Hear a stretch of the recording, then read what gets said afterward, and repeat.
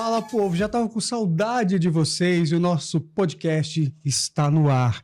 Toda terça e quinta tem episódio novo aqui no nosso canal no YouTube a partir das 8 horas da noite. Então, conversando a gente se entende sempre, então é muito bom estar com vocês. Então já aproveita, marca aqui, né, dá aquela curtida bacana, né, compartilha, deixa o seu comentário, participa com a gente, tá bom? O blog, o espaço aqui do podcast do blog é de vocês, beleza? Combinado assim? Hoje eu vou conversar com mais uma vereadora de Natal, que é candidata à reeleição. Eu estou falando da vereadora Nina Souza, do União Brasil. Tudo bom, Nina? Olá, tudo bom? Que alegria estar aqui com você hoje. Para mim foi uma grata surpresa esse convite e vim, assim, super satisfeita. Muito bom. Tá disposta a falar tudo, Nina? Fala, quem me conhece sabe que eu não tenho muita dificuldade não em ser bastante sincera, sobretudo nas minhas posições. Ah, que bacana. Porque assim, a gente, claro, quer saber da política, mas a gente também quer conhecer um pouco mais da Nina, pessoa física, sim. né? Então vamos lá, vamos embora. A gente só fez aquele combinado de nada da idade, né? Ah, da idade. Ela não fala da idade. Tá bom, tudo bem. Por mim, nenhum problema. Se você também não perguntar a mim, a gente tá resolvido. Agora, Nina, me conta uma coisa. Você vai para o terceiro mandato, né? Concorrer aí, que já é pré-candidata ao terceiro mandato. Como é que surgiu a política na sua vida? Sua formação mesmo, você era advogada antes. Como é que a política entrou? Então, veja bem, eu sou do interior, eu nasci em Natal, mas com 6 anos eu fui para Monte Alegre. Naquele momento, meus pais se separaram e minha mãe foi comigo para lá, porque era a residência dos meus avós. Sim. E lá nós fomos reconstruir a nossa vida, né? E minha mãe, ela é técnica de enfermagem, e quando naquela época, veja, aí eu vou ter que dizer, gente, 40 e poucos anos atrás. Entregou! Não se tinha médico, então minha mãe, como era técnica de enfermagem, na época até auxiliar, não usava nem esse nome técnico, ela passou a ser a médica da cidade, era a pessoa que dava injeção. Era referência para quem tivesse algum problema de saúde. Aí terminou que no advento, assim, de fazer uma nominata, uma chapa na época, se dizia assim, o prefeito botou ela para ser candidata e minha mãe pedindo os votos lá às pessoas e virou vereadora. E ela foi vereadora lá em Monte Alegre 4 mandatos. Então, eu sempre era a pessoa que estava ali, observando, vendo as ações dela. Interior, eu imagino, me corrija se estiver errado, que normalmente na política o vereador é aquela pessoa que todo mundo vai na casa dele, sabe onde é, então você devia conviver com os eleitores da sua mãe chegando lá cedo. Oi, como é que chamava a sua mãe? Ou chama? Ilma. Ela ainda é viva? Sim. A dona Ilma, eu tô aqui, né? Foi desse jeito. Tinha dias que eu vi várias vezes, minha mãe tirava o bujão do fogão para dar, muitas vezes. Porque, assim, a pessoa precisa, né? A água, a luz, é um remédio, é um alimento, é uma cirurgia, enfim. E aquilo ali eu ficava observando, mas eu casei muito jovem, já casei grávida. Então, eu tinha que já trabalhar. Inclusive, aos 9 anos, eu já vinha de Monte Alegre para Natal, saía de manhã num ônibus de Telmo, né? Telmo já até faleceu, e voltava à noite. E ficava ali na escola Guararapes, que eu estudei lá. Aí fui crescendo, fui fazer ETFERN. ETFERN? Que curso você fez? Eu fui curso bom? Não é curso bom, não. Que é isso? Não tinha essa gíria lá na ETFERN? Curso bom, que era edificações, sim, os cursos. Subcurso. Pronto, né? eu fiz estradas. Mas olha, eu até. Eu sou do tempo da ETFERN também. Mas assim, imagina o nosso mundo sem estrada, né? Então, assim, não, mas era besteira, coisa de adolescente. Mas, inclusive, antes de entrar em estradas, eu passei ainda um ano na escola de base, em Parnamirim. No Catre lá. Aí passei no exame de seleção, vim para a ETFERN e cheguei, nem terminei a concluir, porque eu também fazia magistério à noite. E quando eu fazia escola técnica, eu trabalhava, eu dava aula na escola de lá, porque eu não tinha dia da passagem, mas... Então, na época, eu dava aula de física, química e matemática ainda. E aí, na sequência, fazendo magistério, quando eu terminei, já tinha 18 anos, fui fazer o concurso, houve um concurso do Estado na época. E aí minha mãe me obrigou literalmente a fazer esse concurso, porque a gente precisava de dinheiro para se manter, né? Então, meu ex-marido ainda estudava em Mossoró, e aí eu fiz esse concurso, passei dentre os primeiros lugares e de repente me vi professora. E aí a gente começou. Professora de química, matemática? Não, nessa época eu fui dar aula, quando eu assumi já no magistério, eu pegava inglês, português, era o que tinha se colocava. Era Né? clínica geral. Clínica geral. Né? Com o advento das novas reformulações da educação, é que você vai ter lá na frente as especificidades, nesse momento ainda não. Então, peguei, fiz isso e fui caminhando, tendo meus filhos, trabalhando bastante. Veio a oportunidade de fazer pedagogia. E aí eu fui fazer pedagogia no campus de Nova Cruz. E aí a minha saga foi bem mais difícil, porque eu saía já com menino pequeno, saía de Monte Alegre às 10 da manhã sem almoçar. Na época não tinha ônibus para Nova Cruz, eu pegava as bestas que a gente chamava na época. Hoje é van, né? Hoje é chique, é van. Na época era as bestas. As bestas. A gente pegava essa As bestas que levavam os bestas. Essas bestas até Santo Antônio. De Santo Antônio eu muitas vezes pegava carro de bujão. Horrível. Carro do bujão é o quê? Era carros bem precários, que eram movidos a bujão. Bem entendi. velhos, bem... Mas ia chegar... Aí a pessoa olha pra Nina hoje, toda vereadora, não sabe da missa metade. Nada. Aí chegava lá em Nova Cruz, assistia aula. Aí direto, tinha ônibus direto. A gente pegava o ônibus direto, de 6 horas. Aí eu chegava, descia na Praça de Monte Alegre e estava na escola, já era 7h10, 7h15, já era voando e dava aula até 10h30 da noite.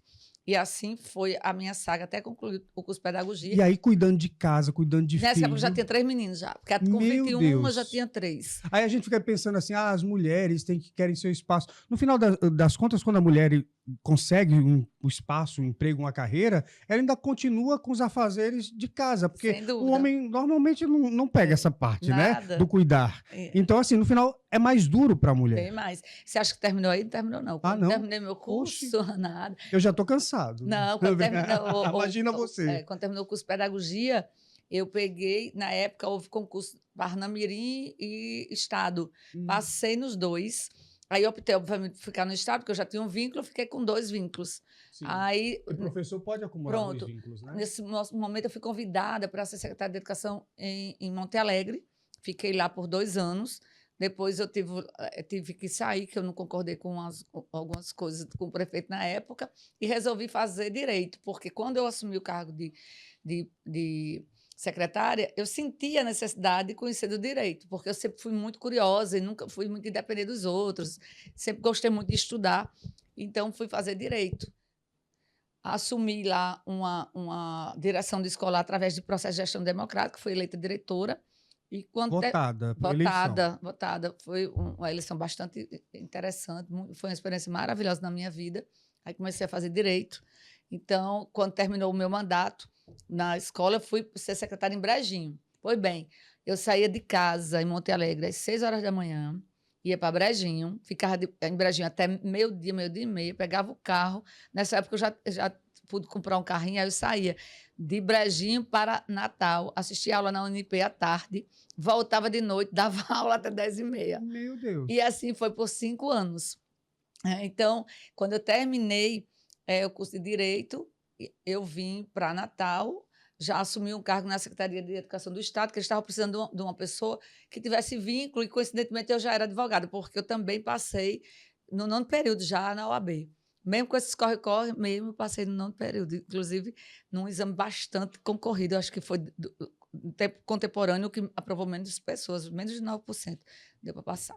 E aí, quando eu vim para cá, assumi a chefia de educação com Betânia, ela era secretária, e Rosalba era governadora. Então, você teve diversas experiências como gestora, foi pedagoga, professora, sou pedagoga, advogada. Isso. O que mais? Então, dona de casa, mãe. Sem falar disso tudo. Então, quando eu chego aqui, termino o período do meu trabalho lá como chefe de gabinete, eu voltei para trabalhar como educadora e advogar. Comecei a advogar fortemente, né? Eu advogava, mas não com tanta intensidade.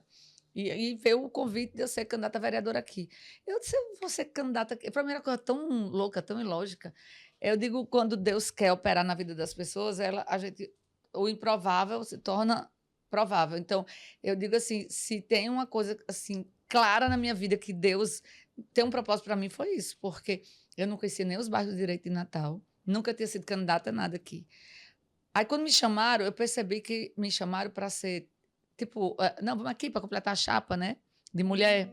Que tem essa coisa da cota, né? Estabelecida tanto a cota para receber recursos quanto a cota de candidatura. Na época não tinha nem recurso, não. Era só para preencher mesmo a história Ainda das candidaturas. Era bem pior. Mas eu disse, ei, não me conhece, não. Porque eu não sou de fazer nada por acaso, nem de qualquer jeito. Comecei a visitar um amigo, 2, 3, conversar com o pessoal de Monte Alegre. Todo mundo que era meu amigo começou a ligar para outro e pedir, falar e visitar. E a gente começou a tomar corpo. E eis que chega o dia da apuração e eu sou eleita.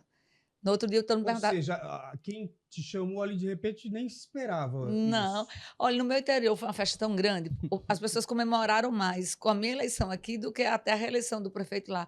Porque era uma coisa assim, inesperada. Como é que eu me elejo vereadora? Orgulho, né? É orgulho, e eles me ajudaram muito, porque todos que tinham família aqui em Natal começaram, e me conheciam, obviamente, independente do lado político que nós tivéssemos lá em Monte Alegre, as pessoas ligavam para os parentes aqui e pediam, falavam bem sobre mim. Lá em Brejinho, o pessoal que trabalhou comigo, que era professor na época, que tinha parente em Natal. E aqui em Natal, a gente foi fazendo uma corrente, eu tinha muitos amigos, né? Tenho, graças a Deus, muitos amigos. E aí, eis que eu me elejo, e aí veio a responsabilidade de conhecer Natal. Assumi logo 6 comissões na época e comecei a participar de tudo, e estudava. De modo que eu posso lhe dizer que, em 6 meses, eu me tornei a primeira líder na história da Câmara Mulher, né? E isso para mim foi muito orgulho, porque na época nós éramos 23 da bancada, só tínhamos 2 mulheres, o restante todos eram homens na bancada, e a gente foi liderar esse processo. Hoje são 6 mulheres, né? São Hoje 6 mulheres. Agora, eu fico me perguntando... Mas eu estou falando da bancada, porque as outras mulheres eram da oposição na época. No caso, você... toda essa construção de vida que você teve, de alguma forma contribuiu para você ser a mulher pública, a pessoa de um cargo público, representante que você hoje é? De que forma que essas dificuldades, que não deixam de ser dificuldades, pelas quais você passou, te trouxeram até aqui? O que é que ficou dessa história toda?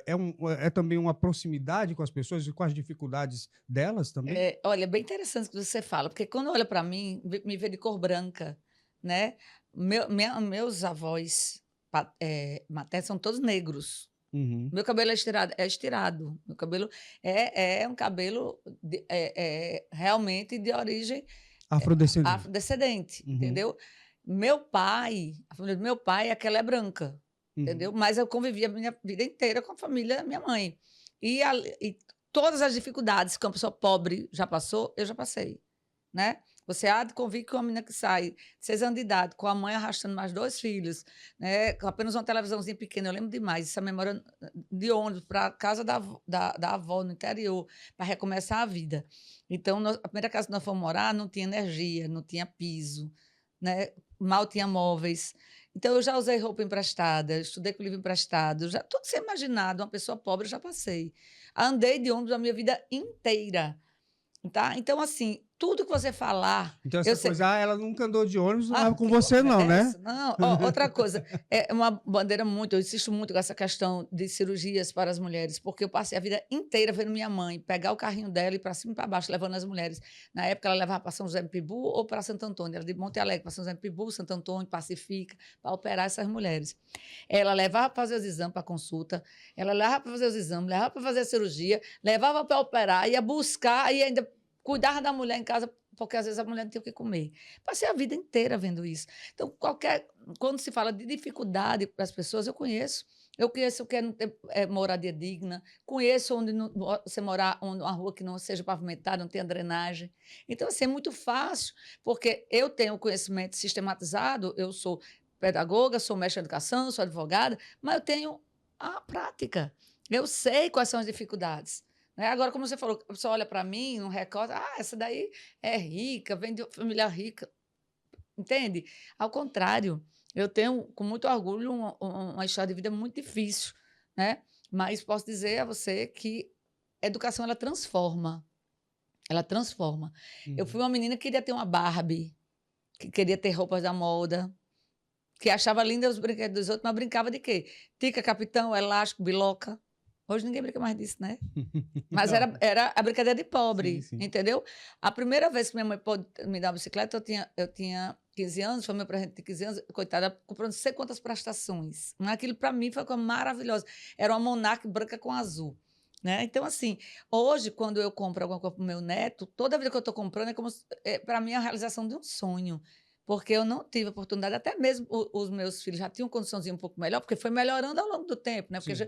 a gente foi se formando, né? A gente vai se formando, vai ganhando melhor, vai melhorando, mas nunca foi nada extraordinário, porque a nossa prioridade era Nunca dar. foi para esbanjar. Não, a nossa prioridade era dar uma educação boa para os meninos. Tanto é que eu tenho 3 filhos, 2 são advogados, a mais velha e o mais novo, e o do meu engenheiro civil. E tenho 3 netos. E tenho um neto por afinidade. Então, assim, a gente construiu tudo através da educação. Quando você pensa em família, o que é que te vem à mente? Essa transformação que você teve na sua vida, graças à educação, de que forma que você tenta passar isso para os seus filhos e agora para os seus netos? Então, meus filhos eles são muito presentes em tudo. Então, eles reconhecem, inclusive, Influenciados, hein? Advogados, hein, meninos? A ele- mãe deve ter influenciado muito. eles participaram de tudo. Então, eles sabem das dificuldades. Então, eu tenho certeza que eles têm muito orgulho da mãe deles, porque eles trabalham junto comigo nesse movimento de tentar fazer o melhor. Obviamente, cada um tem a sua atividade, mas sempre que a gente tem um tempinho, eles correm lá para casa para ficar perto. Qualquer coisa que ele veio, qualquer coisa, mãe, o que é que está acontecendo? Eles te cobram, assim? Eles são Monitoram. eleitores também? São. Eleitores que cobram ali da vereadora, Eles Nina? cobram, eles mostram, eles apresentam alguma coisa que acham que deve melhorar, eles trazem um problema de alguma coisa, algo que está acontecendo em algum lugar, né?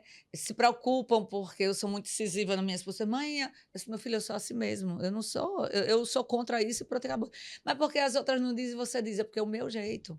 Para mim, fazer política só dizendo o que o povo quer ouvir para ser a boazinha, eu não estaria sendo eu. Entende? Então, assim, eu acho que a gente tem que ser muito transparente. Primeiro que nós vivemos num Estado democrático de direito, onde as divergências, elas são bem-vindas, né? São necessárias até para essa Necessárias. construção E coletiva. Né? imagina se você não tivesse uma oposição, fosse só a situação. Tem que Sim. ter oposição, né? Você tem que ter sempre o contraponto das Agora, coisas. sim, o que hoje eu vejo, não sei se me corrija se estiver errado e qual é a sua percepção disso, é que a gente teve aí um acirramento em que a gente partiu de adversários para inimigos, Isso. principalmente nessa polarização. E eu acho que isso não é construtivo. Olha, isso eu venho falando, inclusive, há bastante tempo e vem me preocupado bastante. Primeiro que, voltar de novo, numa democracia. A democracia ela tem que ter como o elemento principal, primeiro, o respeito à diversidade. A solidariedade ela tem que estar presente. A unidade, quando você está falando de interesse da coletividade. Quando você parte para revanchismo, para polarizações, você está partindo para o inverso do que historicamente a gente lutou. Eu não posso achar que a minha verdade ela sempre será uma verdade absoluta.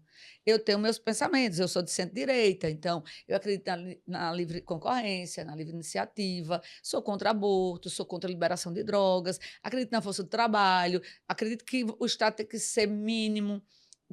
São elementos que eu acredito. Mas, se você acredita diferente, você tem o direito de acreditar diferente.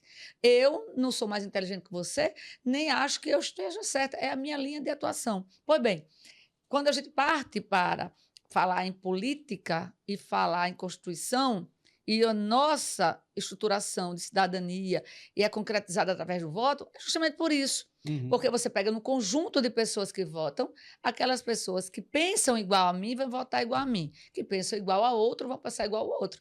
O que ganhar, naquele momento histórico, vai ter a oportunidade de colocar em prática. De representar a todos. E aí, você fala uma coisa fundamental, representar a todos. Os que concordam e os que não concordam. Agora, dentro desse representar a todos, dentro do que concorda e que não concorda, você tem que, obviamente, empreender o que você se propôs, afinal de contas, você colocou um plano de governo e se colocou para a sociedade com aquela linha de atuação, também respeitar os outros que, naquele momento, eles não votavam com você, mas precisam da mesma assistência.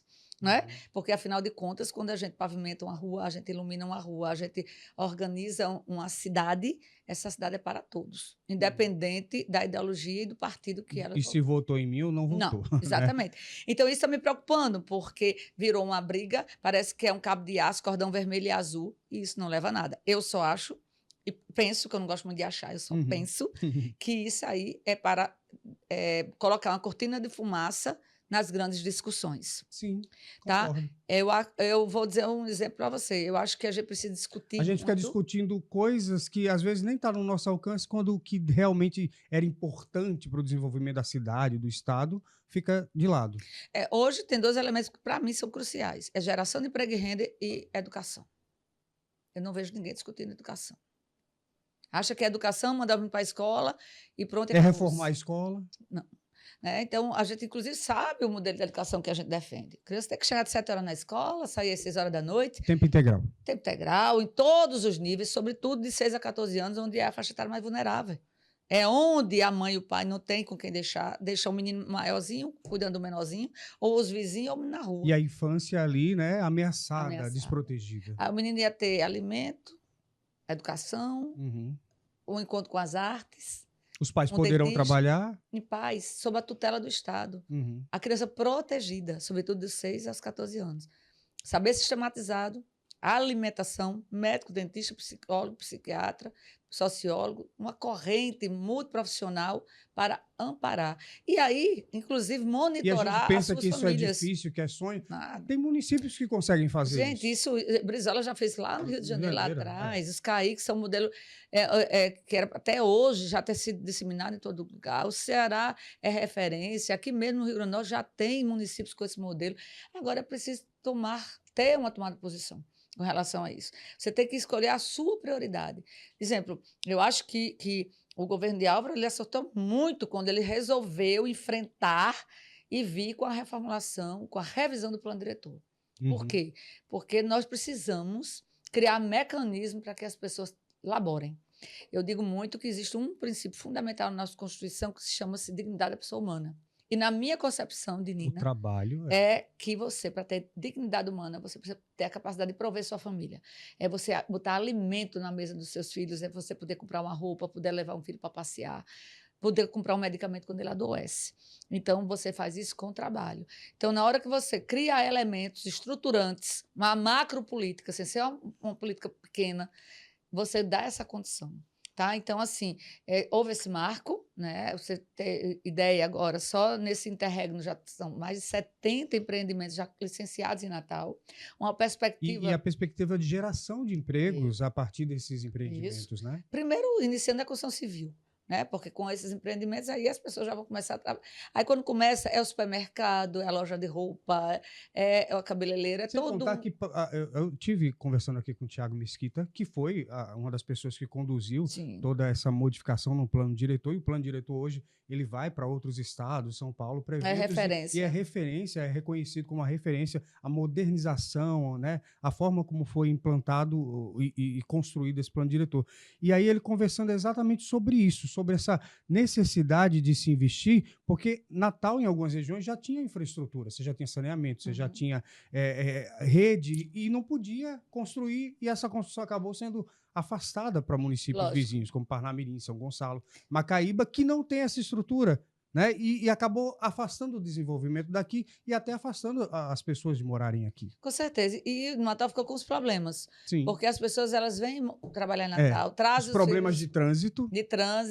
E elas tributam no local de origem, onde elas moram.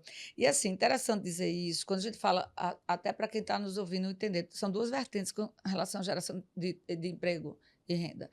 De trabalho e renda. Primeiro, você laborar e ter o seu sustento da sua família. Perfeito. E segundo, a capacidade de aquisição.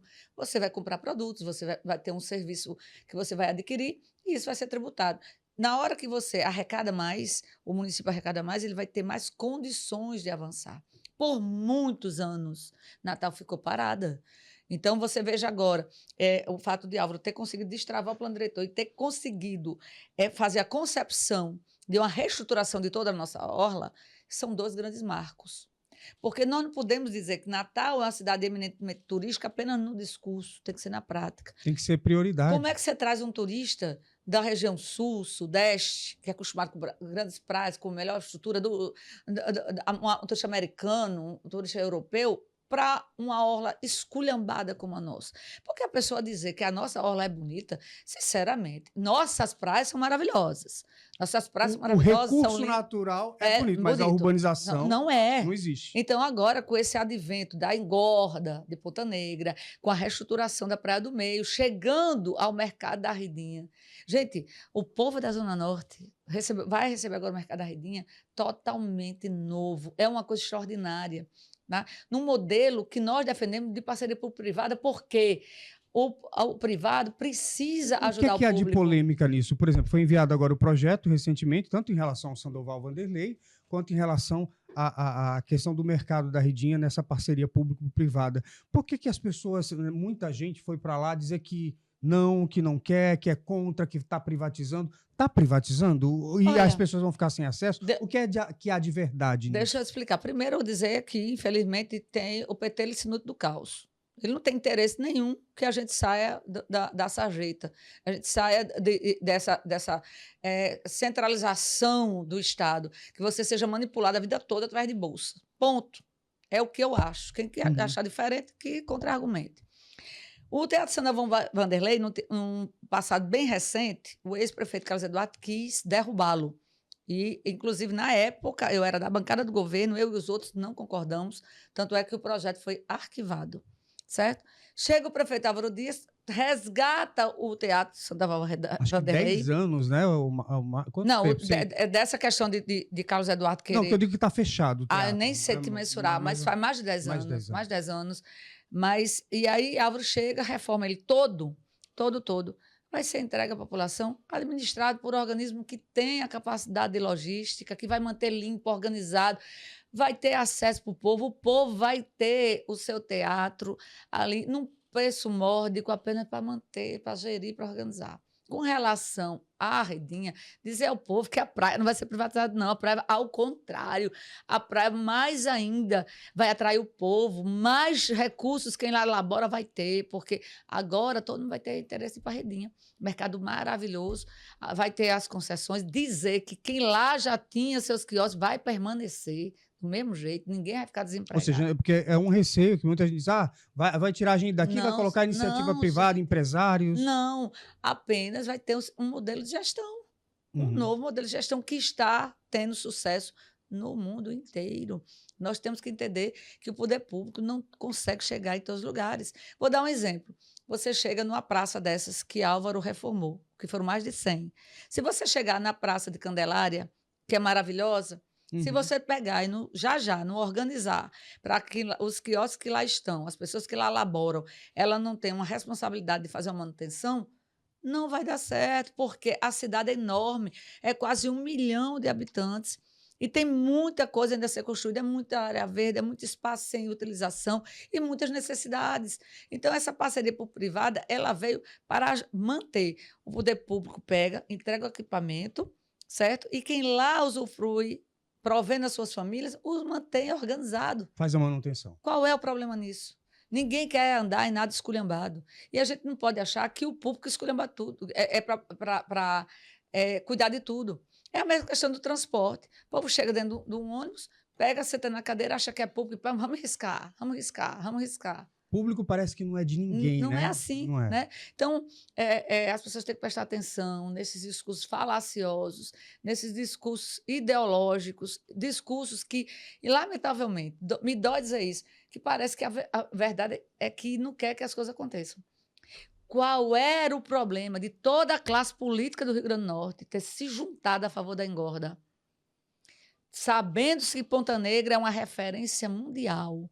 Quando você chega em qualquer lugar, o local mais conhecido de Natal é o Morro do Careca. Você acha que esse processo da engorda teve aí exatamente isso que a gente falou há pouco tempo atrás, de uma disputa, né, de um lado e de outro por ideologias políticas e não necessariamente uma questão técnica? Lamentavelmente, eu até faço uma proteção ao diretor do IDEMA. Eu acho que é um técnico responsável, um homem sério. Acho, inclusive, que quiseram boicotá-lo, na minha concepção. Por quê?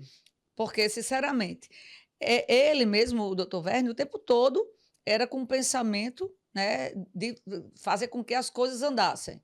Mas é você andando para frente e os camaradas puxando para trás. E eu, Nina, porque você teve esse entendimento? Poxa, a reunião que nós tivemos lá, ele disse claramente que os itens ainda iam ser entregues para que a prefeitura respondesse.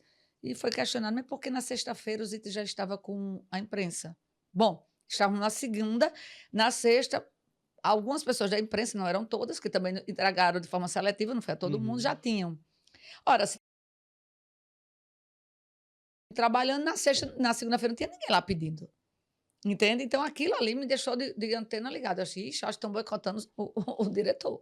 Então, assim, no meu pensamento, se todos estivessem convergindo, teria o tempo todo uma grande mesa, todo mundo discutindo, a governadora dentro, todos os senadores. Não.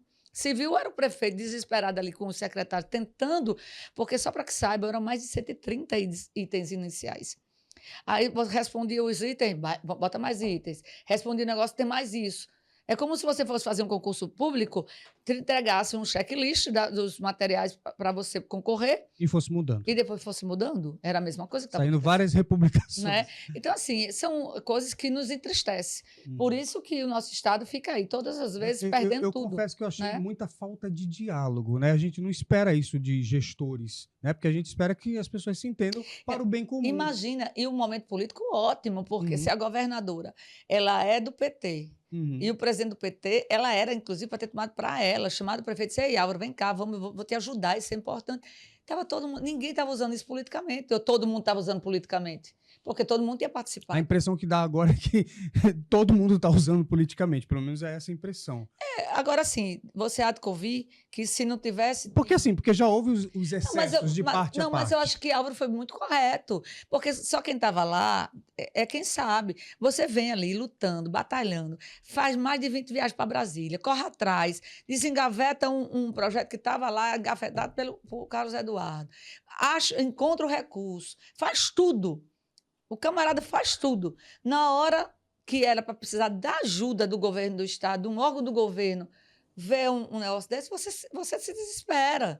Agora, dizer a quem estava lá que chegamos lá, foi extremamente ordeiro. Você está falando do dia da reunião, que houve aquele tumulto todo, né? Olha, foi totalmente ordeiro, certo? Só que, na hora de deixar entrar, ao invés de ter aberto o portão grande, que estava lá intacto, rapidamente, depois ficou lá do mesmo canto, abriram um portãozinho pequeno. Tinham mais de 1.000 pessoas lá de fora. Abriram um portãozinho pequeno. Por óbvio que as pessoas, quando foram na ânsia de entrar... Houve tumulto. Houve tumulto. E o rapaz que estava lá na frente o tempo todo insultando todo mundo, certo? Foi dar numa moça e um dos seguranças, quando viu ele dando na moça, foi para cima dele. Filmaram só o quê? O que interessava. Chegaram ao ponto de dizer que, comparar com o 8 de janeiro, como se a gente tivesse depredado alguma coisa. Ninguém mexeu numa planta. Lá dentro, a reunião maravilhosa, com os técnicos responderam lá, todo mundo sentadinho, organizado.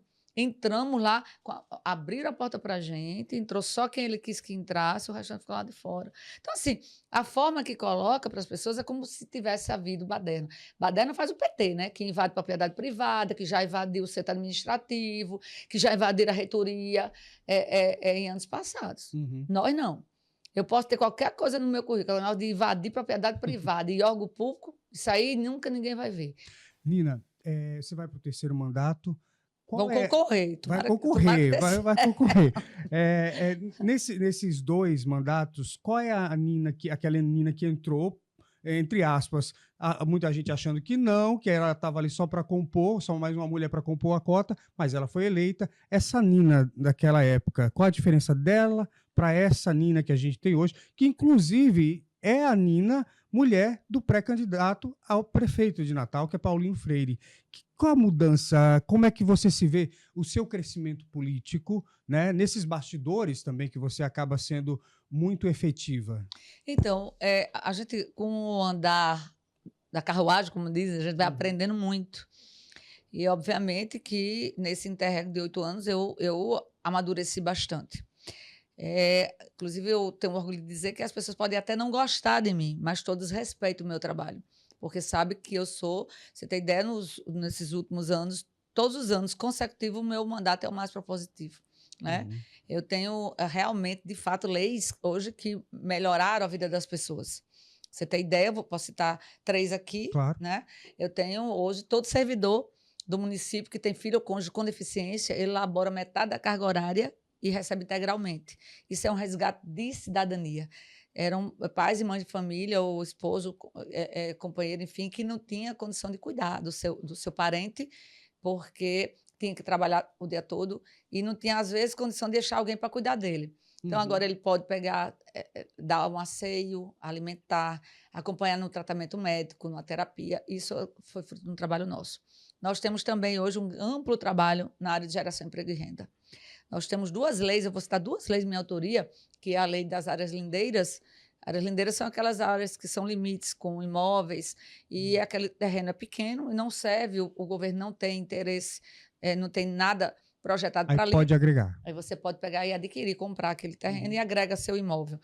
E a outra é de regularização urbanística, não é a fundiária. A regularização urbanística é você, antes você começa, muitas pessoas começam a fazer uma reforma ou construção só com o dinheirinho da reforma e da construção. Que ainda não tem tempo de contratar engenheiro, né, arquiteto, não, vai fazendo ali. Aquela coisa da laje, né? Que vai colocando que o filho vai morar na laje. Aí chegava a CEMUB e embargava. Sim. Então, nós fizemos uma reestruturação, explicando de forma simples. Você paga uma multa e tem um tempo para você regularizar. Isso lhe ajuda a concluir seu imóvel e você ir ali buscar, às vezes, até uma ajuda, um empréstimo, alguma coisa para sanar a situação de fato. Muitos têm, nesse tempo, fazendo esse melhoramento de forma organizada. Essas 2 leis, desde o seu vigor até agora, foram mais de 30 milhões que Natal arrecadou, recurso que é investido em várias áreas de atuação. Né? Nós temos aqui 3 leis importantes: a lei que institui o Conselho Municipal de Defesa dos Animais, a lei do Banco de Rações e Utensílios para Animais, a lei de registro animal. Nós temos uma lei que, se Deus quiser, Paulinho, 2025, vai implementar, que chama-se Saúde Digital. É uma lei que traz dignidade para as pessoas, né? Porque hoje ainda a gente, lamentavelmente, em alguns locais, não todos, outros já foram reestruturados, você passa a noite toda para pegar uma ficha para um exame, uma consulta. E agora, com esse sistema, você que tem plano de saúde sabe, vai lá, marca através de um aplicativo celular. A Secretaria já estruturou a fibra ótica, tá? Já estão terminando aí a questão do aplicativo, que isso aí tem uma série de elementos, mas o governo de Álvaro já está trabalhando nesse sentido de aplicar nossa lei, que vai mudar, né? Ela vai transformar a saúde em Natal. Você vai marcar um exame, uma consulta através de um aplicativo celular. Isso vai dar transparência e vai também combater qualquer tipo de corrupção. Corrupção no sentido de quê? Às vezes você tem um apadrinhado, um amiguinho, vai lá e marca na frente.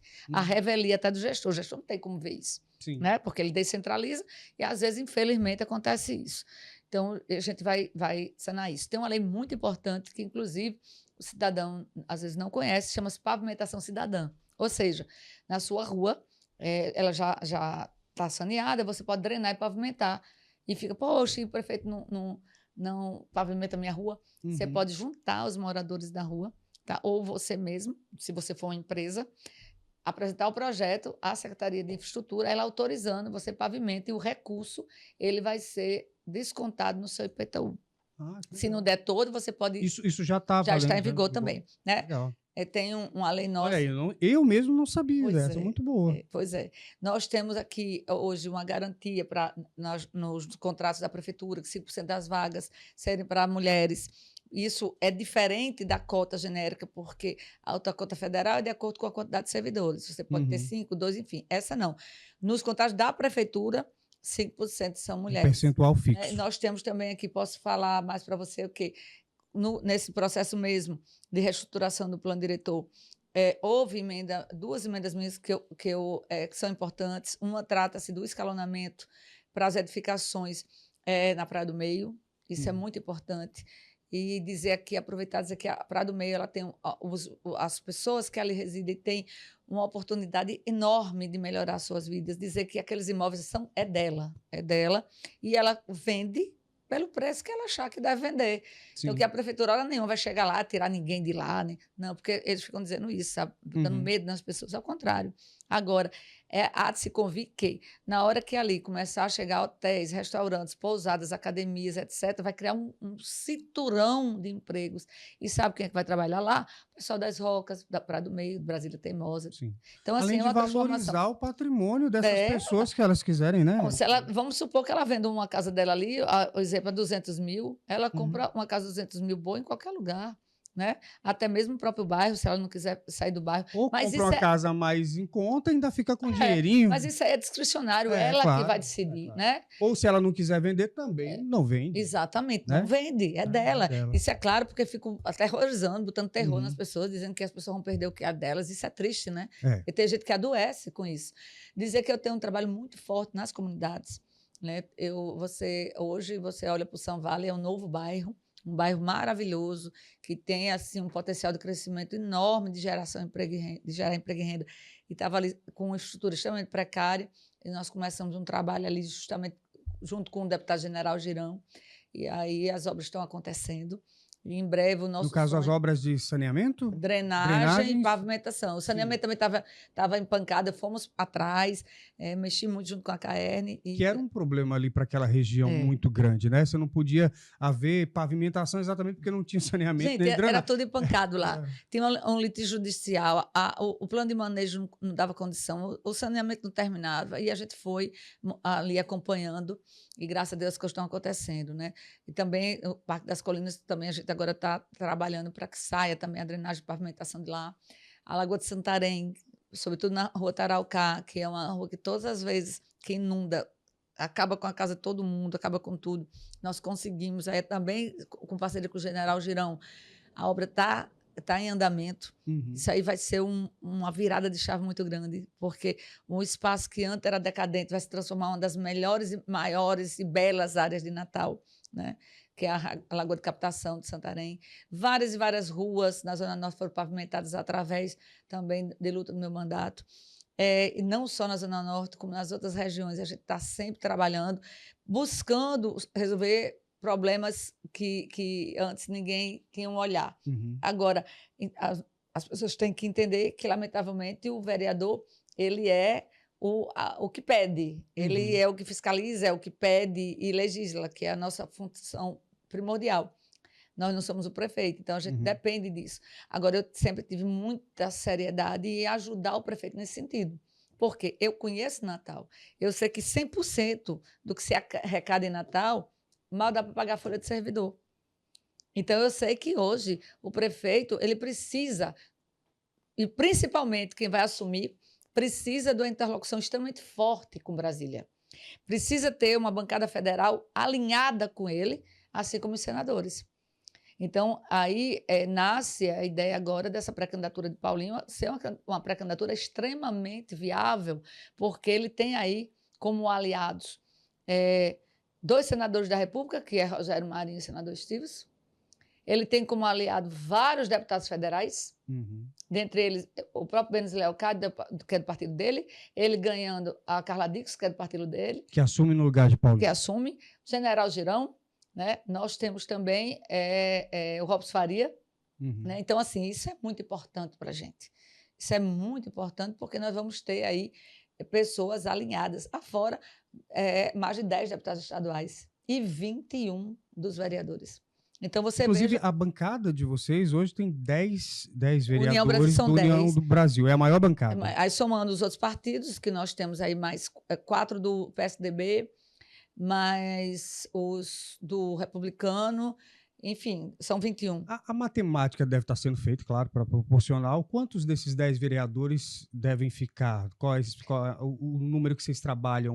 Vocês trabalham muito com números. Gente, esse povo faz muita conta. A gente trabalha muito com números, a gente espera fazer no mínimo 8. 8? Então, trabalhando muito. Cairia e perderia dois vereadores, é isso? Mas assim, na pior das hipóteses, pode ser que nós tenhamos surpresa, porque isso é uma lógica que não é lógica, é bem lógica. Eu vou explicar por quê. Veja bem, você tem 2 regras, são 3 regras a serem observadas. Sim. A primeira regra é você fazer o quociente. Se você faz o quociente partidário, a primeira pessoa entra com 10%, certo? Então, vamos supor também que a pessoa faça, o partido faça quociente de 2 cheios. Então, ele estaria os 2 com menos de 20%. né? Uhum. Já você que é de um partido com 80% e você não teve o quociente cheio, você tem que fazer 80%. E a pessoa para entrar tem que ter 20%. Entende? Uhum. Então você há de convir que pode acontecer, né? Casos em que não se faça os 80% ou também não se faça os 20%. E aí, E aí vai já. rodando nas nominatas com mais envergadura. Supostamente seria do União Brasil. Supostamente, né, gente? Porque a gente não está, obviamente, não pode subestimar nenhuma nominata. Sim, claro. Mas supostamente as que teriam mais densidade eleitoral. Que aí a gente só sabe, obviamente, quando as urnas abrem. É isso aí. Agora, a Nina Souza, quando não está fazendo política, ela gosta de fazer o quê? Ai, quando eu consigo, adoro. Você viu que ela deu uma respirada? Ela até relaxou. Adoro assistir Netflix. Netflix? Gosto. Que série? Série ou filme? Olha, filme eu acho que já assisti mais de 500. Já esgotei. Série, assim... Tem alguma preferida? Tem amo algum filme que você já viu várias vezes? Uma Linda Mulher várias vezes, Troia várias vezes, Caraca, Gladiador várias Uma vezes. Linda Mulher, eu acho que é o filme da minha vida. A Cruzada, para mim, é o filme mais extraordinário que existe. Já assisti umas 6 vezes. Tem Notting Hill também. Lugar. Tem, deixa eu ver, um lugar chamado Notting Hill. Bom, são muitos. Se eu for dizer aqui, O Milagre da Sala 7, chorei compulsivamente. Ah, que legal. Então você gosta muito de ver filme em casa. Aí porque tem pipoca, o que é que prepara? Ou só senta no sofá e não quero pensar em nada, só assistir. Eu vou para cima da cama, pipoca, chocolate, Coca-Cola. Eu sou viciada mesmo. Quando eu posso, às vezes eu começo a assistir de 11 horas da noite. Você é vaidosa, Nina? Não muito. Não muito. Quais são os cuidados que você tem? Tem algum ritual? Tem um skincare? As mulheres têm skincare, né? Veja bem, a idade vai chegando, a gente vai ter que colocar, né? Mas, assim, tipo, a única coisa que eu tenho que fazer sempre é as unhas e o cabelo, sobretudo não deixar branco, porque o pessoal que trabalha comigo fica botando o dedo. Paulinho vai lá perguntando, isso aqui é... Aí eu tenho que correr para mais, senão... Eu imagino que... Mostra meus brancos, mulher. Numa campanha, enfim, você aí vai ter a sua campanha e vai ter a do seu marido, Paulinho, candidato a prefeito. Como é que é administrar isso? Porque, no final das contas, a mulher normalmente é quem cuida dos sentimentos num relacionamento, ela é mais cuidadosa. Como é que é esse dia a dia com o Paulinho, candidato? Ele é muito... assim, como é que fala? Não vou dizer estressado, mas ansioso por isso tudo, né? Ele vai para uma disputa de uma majoritária, a primeira disputa dele é a Prefeitura de Natal. Então, primeiro, a gente procura muito, não é de agora, desde a outra, inclusive, que nós concorremos para vereador na mesma nominata, né? Vocês já foram adversários? Não, veja bem, nós somos, inclusive, exceção no país todo. Foi a primeira vez que um casal foi eleito vereador numa capital na mesma legenda. Isso foi inédito, né? E a gente procura muito, até mesmo porque a vida nossa já é muito estressante, aí em casa a gente diminuir essa questão de política, sabe? Evita falar sobre política. Fala uma coisa ou outra, mas não é o cerne né? Uhum. Porque já imaginou o dia inteiro falando de política, chega em casa, mais política. Mas assim, é muito bom, porque ele é uma pessoa que para ele tá tudo tá bom. Se tiver limpo, tá bom. Se o que tiver para comer, tá bom. Ele não reclama de nada. Ele é muito leve, muito tranquilo. Assim, é muito, muito fácil conviver com ele nesses aspectos, sabe? Então, assim, e ele entende muito. Como eu entendo, ele entende. Então, ele te dá conselho, você dá conselho? Direto, reclama direto. Pega no pé? Ele, homem, deixa de ser braba, tenha mais calma. Não, porque Paulinho é muito tranquilo, é um lorde, assim, né? Nessa coisa de política, do tratamento. Você já é mais da pá virada. Vai mesmo. Aí o tempo todo dando a regulada em mim, o tempo todo. Tenha calma, né? Você ganha o que com isso? Não tenha paciência. Né?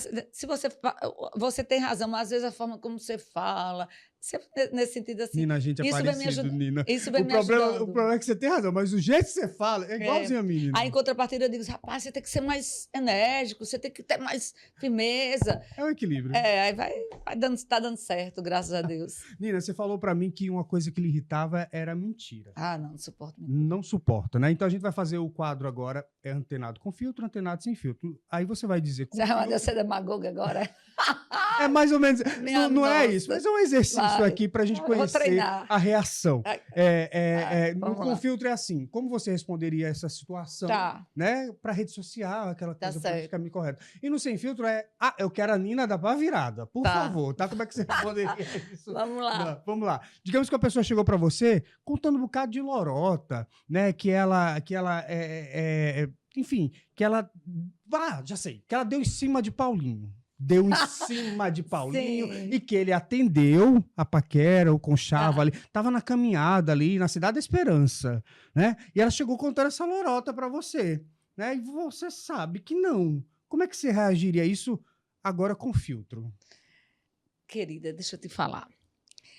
É verdade que ele fez isso? Mulher, não vá nessa não, porque você sabe muito bem que é só um migué, né?